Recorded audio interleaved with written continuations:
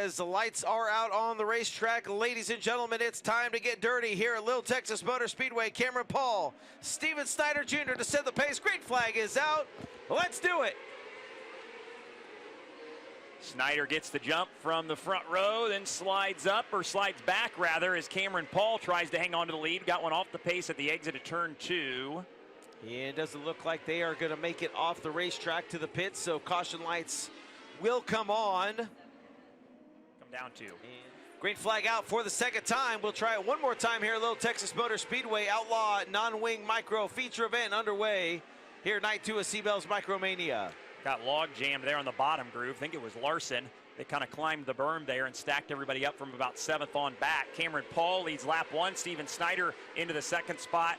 Shelby Hinton going to try the top side into 3rd. Yeah, Steven Snyder poked his nose to the inside. He'll try the outside now in turns 3 and 4, trying to snooker Cameron Paul coming off turn number 4, losing a little bit of real estate as Paul continues to lead. And again, they may need somebody to get up there and try and clean the top off just a little bit. It's kind of crummy there after that track rework they did. Now there's a couple of them up there. Steven Snyder goes to the top. Shelby Hinton's up there. Got one of the hypercars. I think that's Larson up there trying to make it happen as well. Now back up front, battle for the lead heating up. Steven Snyder all over the back bumper of Cameron Paul as they race through 3 and out of turn 4. Snyder's there.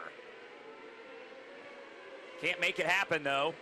Paul gets back to the bottom, closes the door, but slides up again. Left the door open for Steven Snyder to the inside. Battle for the lead. Cameron Paul from the race lead around in turn 3 and 4. You guys can do 23 to go. Steven Snyder, the leader on the bottom.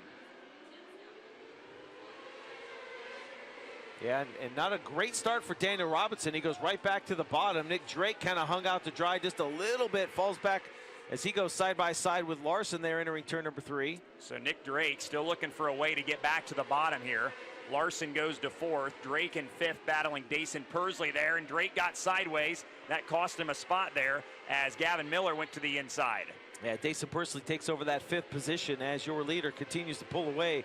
Steven Snyder Jr. out in front. Daniel Robinson 2nd. Shelby Hinton 3rd. Larson and Persley right now your top 5. 5th. Meanwhile, the battle for that 2nd spot.